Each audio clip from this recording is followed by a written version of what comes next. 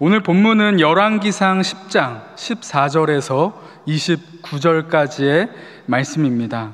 본문의 앞단락을 보면요, 이제 솔로몬이 성전을 건축하고 또 하나님께 제사를 드리고 그의 지혜가 너무나도 훌륭해서 많은 사람들이 그 지혜를 들으러 왔죠.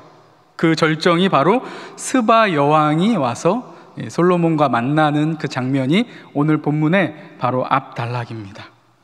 근데 이제 오늘 본문부터는 이러한 솔로몬, 하나님이 주신 지혜로 부와 명예와 모든 영광을 누렸던 솔로몬이 어떻게 됩니까? 타락의 조짐을 보이고 있다라는 것입니다. 자, 여러분, 우리 들어가기를 한번 같이 읽어보도록 하겠습니다. 우리 함께 읽겠습니다. 솔로몬은 국내외에서 엄청난 금을 걷어들여 축적합니다. 이것으로 금방패와 보좌, 금그릇을 만듭니다. 그의 영향력은 아라비아와 다시스까지 확장됩니다. 마땅히 이 모든 것을 하나님의 뜻에 맞게 사용해야 하지만 솔로몬은 자기 왕국을 세우는데 그것을 사용합니다. 그는 하나님의 은혜를 풍성히 받고도 자기 힘을 의지하는 교만에 빠져 왕국이 분열되는 비극의 씨앗을 심고 맙니다. 오늘 말씀은 이렇게 솔로몬이 타락하게 되는 비극의 시작이라고 볼 수가 있는데, 그 시작이 어떻게 되고 있는지 한번 들어가 보도록 하겠습니다.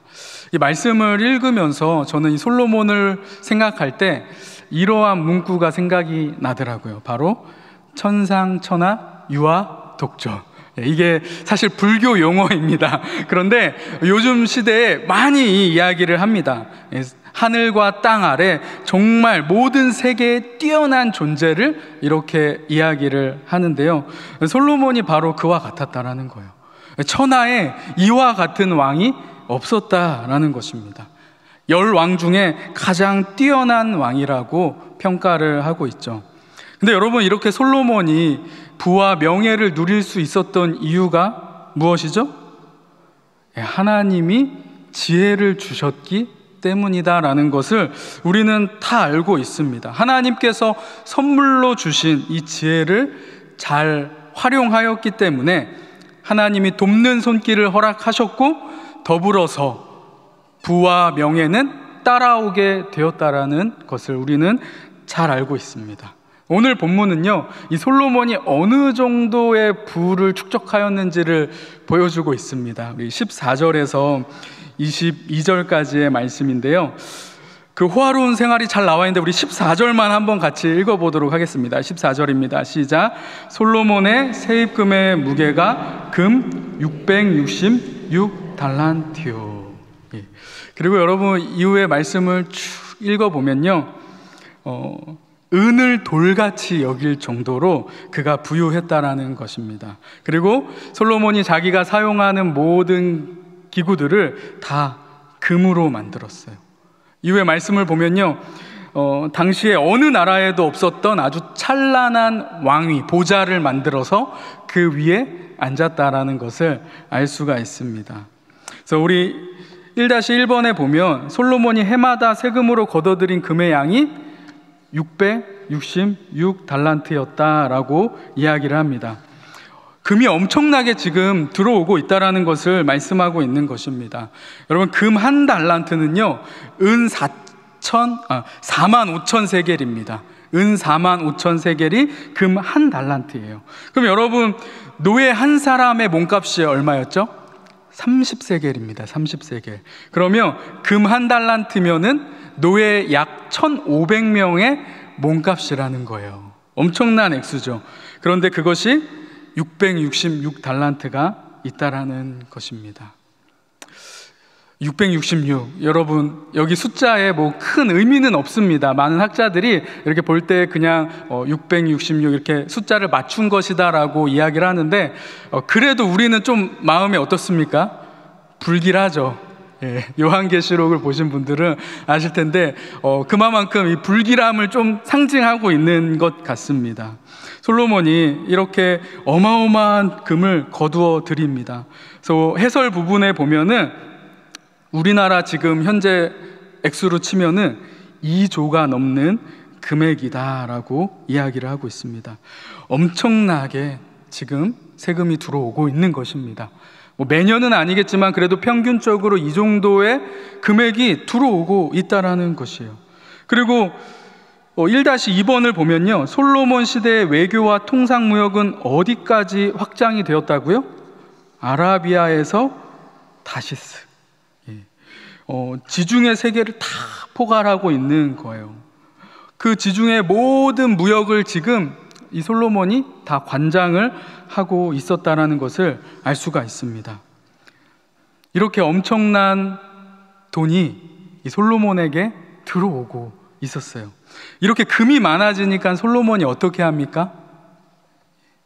엉뚱한 행동을 하기 시작한다라는 걸 우리 말씀을 통해서 볼 수가 있습니다. 금으로 지금 뭘 만들고 있죠? 네. 방패를 만들고 있다라는 것입니다. 금방패를 만든다. 여러분, 방패의 고유한 목적이 뭡니까?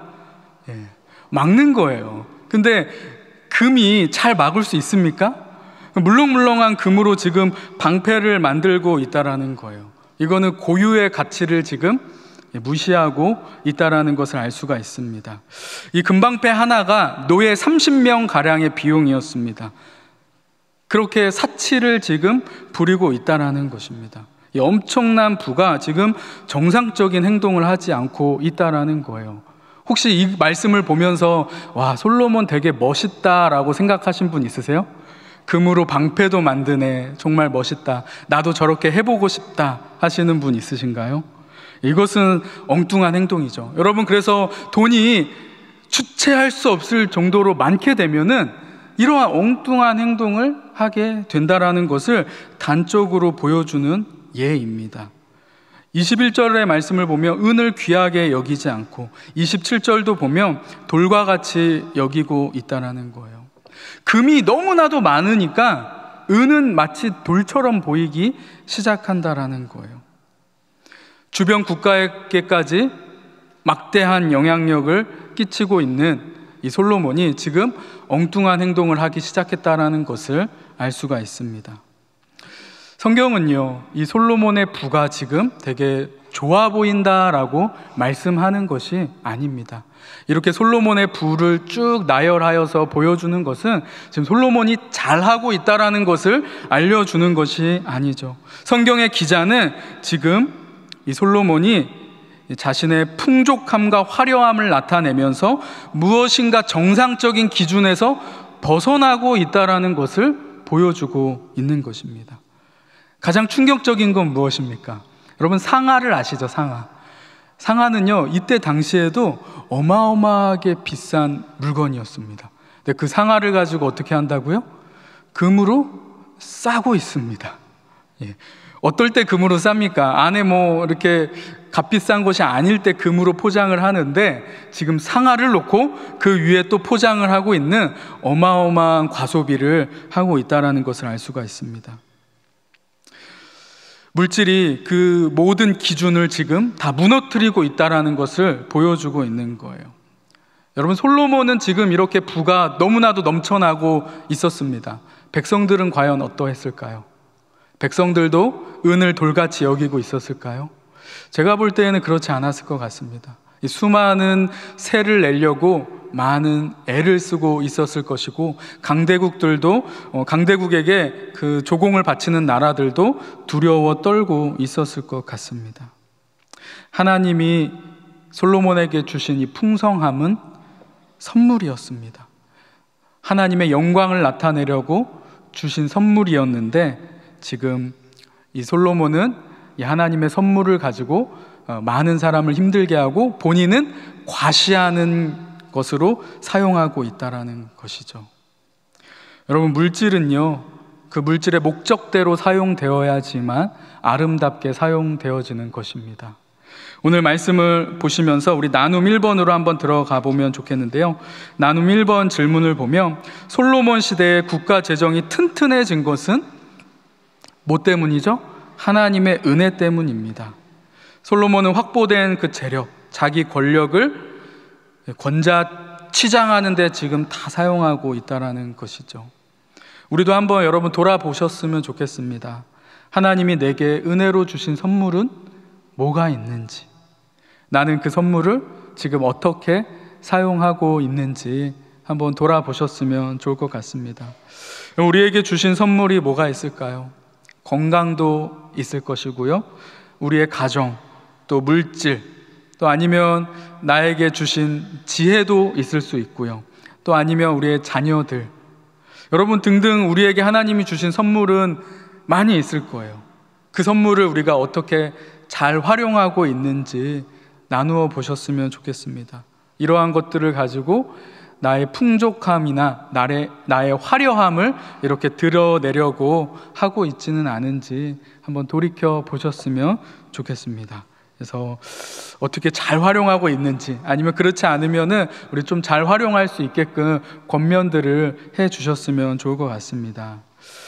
계속해서 우리 2번으로 들어가 보면요, 솔로몬은 하나님께 받은 지혜를 국방을 튼튼히 하는데 사용하였다라고 이야기를 하고 있습니다. 온 세상 사람들이 진귀한 예물을 들고 솔로몬에게 지금 다 나아오고 있습니다.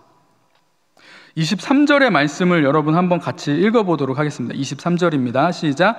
솔로몬 왕의 재산과 지혜가 세상의 그 어느 왕보다 큰지라.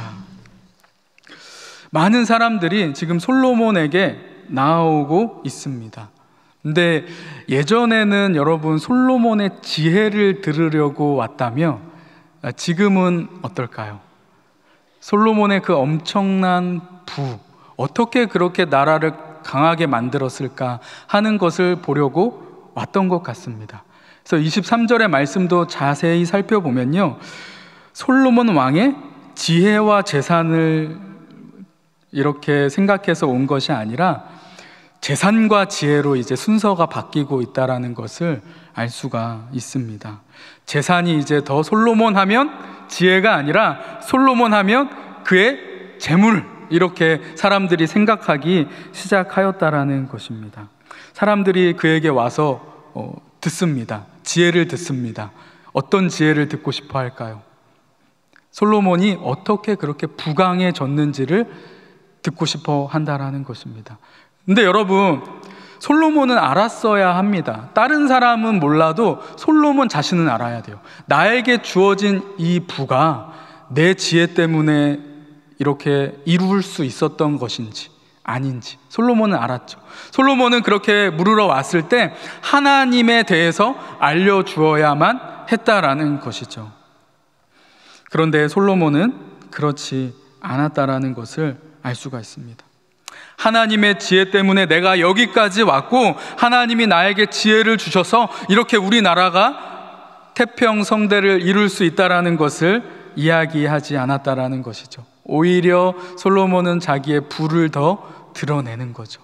나의 이 금방패를 봐라, 나의 이 보좌를 봐라 하면서 과시하고 있었다라는 것입니다. 사람들은 막 부러워했을 거예요. 솔로몬은 그 부러워하는 것을 어떻게 했을까요? 기뻐했을 것입니다.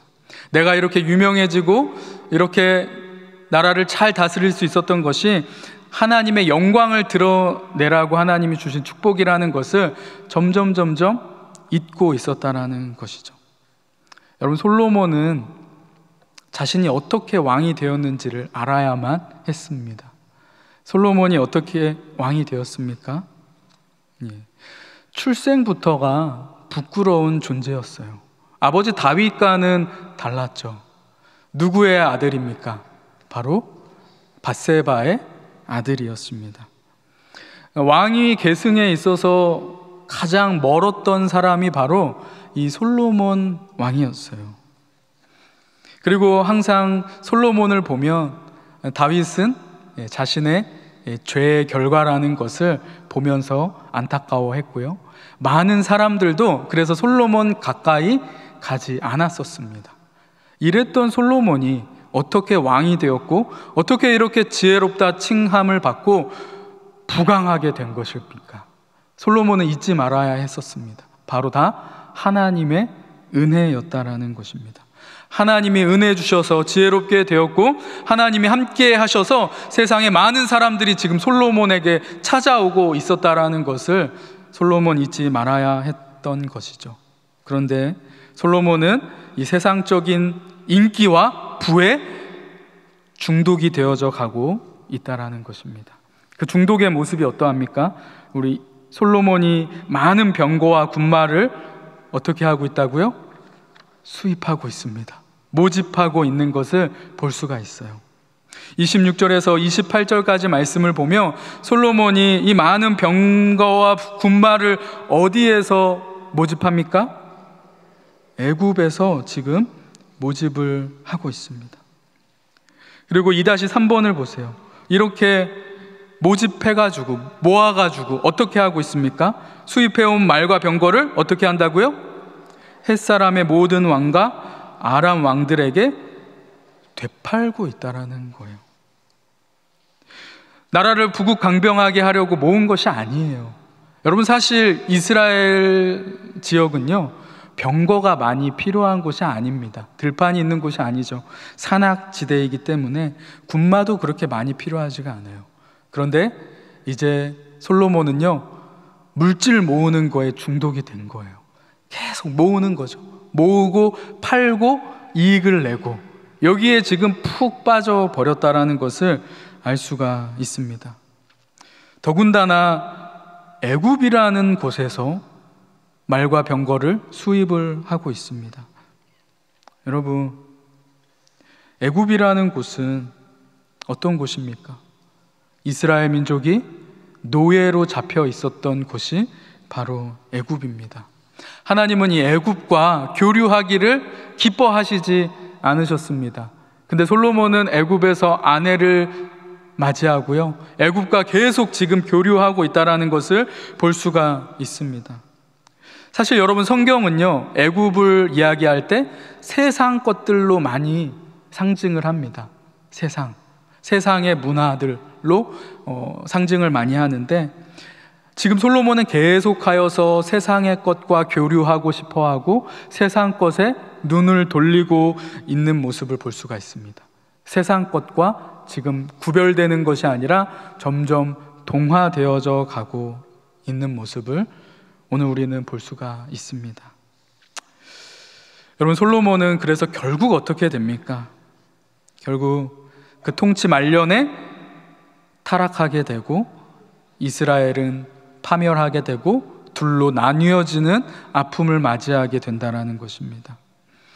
이 파멸이 그냥 갑자기 일어난 것이 아니라는 것을 오늘 본문은 우리에게 말씀해 주고 있는 거예요. 이 부귀와 영화가 솔로몬을 교만하게 만들었고요, 이 교만함은 어떻게 했죠? 하나님을 소홀히 하는, 경시하게끔 만들었어요. 그러면서 스스로 지금 파멸의 무덤을 파고 있다라는 것을 알 수가 있습니다. 여러분, 나눔의 2번을 한번 보시겠어요? 솔로몬은 하나님이 주신 지혜로 엄청난 양의 금을 쌓고 병거와 마병을 모았습니다. 하지만 이것은 은금을 많이 쌓지 말라고 하고 군마를 많이 두지 말라고 하고 군마를 얻으려고 백성을 애굽에 보내지 말라고 하였던 우리 신명기 17장 16절 17절에 하나님께서 분명히 말씀하신 그 명령을 어기고 있다라는 것입니다. 이스라엘 왕에게 주신 율법을 어긴 일이다. 솔로몬이 율법을 어긴 이유가 뭡니까? 그리고 우리는 이러한 잘못을 하지 않으려면 어떻게 해야 하겠습니까? 어떻게 해야 하겠습니까, 여러분? 우리는요, 오늘 이 수요 강단을 통해서 들려진 말씀을 기억하면 될 것 같습니다. 고린도전서 말씀을 우리 계속 보고 계실 텐데요, 고린도 교회 성도들이 무너졌던 이유들을 함께 묵상하면 될 것 같습니다. 가장 마음에 와닿는 말씀은 이거죠. 선줄로 생각하는 자는 넘어질까 조심하라. 여러분, 솔로몬에게 꼭 해주고 싶은 말씀 아닙니까? 그리고 또 우리 자신에게 꼭 주어져야 하는 말씀이라고 생각합니다. 하나님의 말씀에 나의 삶의 기준을 둘 수 있기를 소원합니다. 좌로나 우로나 치우치지 않고 말씀 따라서 살아가기를 여러분 우리가 결단할 수 있었으면 좋겠습니다. 그래서 이번 순모임을 통하여서 이제 연휴 기간 동안 풀어졌던 우리의 마음을 말씀으로 한번 다잡아 볼 수 있었으면 좋겠습니다. 그래서 남은 우리 연말까지 계속하여 말씀을 더 가까이 하고, 우리가 말씀 소홀히 하면 이렇게 나의 것에 집중할 수 있게 된다. 나에게 주신 하나님의 이러한 축복 물질들이 하나님의 영광을 나타내라고 준 것인데 자칫 그것에 집중할 수 있게 된다라는 우리 경각심을 가지고 말씀을 나누었으면 좋겠습니다. 여러분, 하나님은요 우리를 누구보다도 사랑하십니다. 그래서 우리의 쓸 것, 필요한 것을 다 채워주시는 분이 하나님이에요. 때로는요 풍족하게 채워주실 수도 있고요, 때로는 아쉬울 수도 있습니다. 하지만 하나님이 다 채워주십니다. 요즘에 여러분 굶고 계시는 분 있으신가요? 그런 분은 아마 없을 것 같습니다. 하나님은요 다 채워주시고, 특별히 하나님의 백성들은 하나님이 더 지키시고 살펴주신다는 거예요. 근데 여러분, 하나님이 주시는 이러한 풍요로움, 이것이 하나님을 떠나게 만드는 도구가 된다면 여러분 어떨까요? 너무나도 하나님께서 안타까워 하실 것 같습니다. 여러분, 우리 한번 돌아보셨으면 좋겠어요. 솔로몬은 병거를 모았다라고 합니다. 우리는 혹시 솔로몬처럼 무언가 모으고 있는 것 있으신가요? 그런 것들이 있다면, 그런 나의 유익을 위해서 모으는 것들, 그것 때문에 시간과 돈을 투자하고 애정과 집착을 하고 있다면 그러한 것들 한번 점검해 보시고 내려놓을 수 있었으면 좋겠습니다.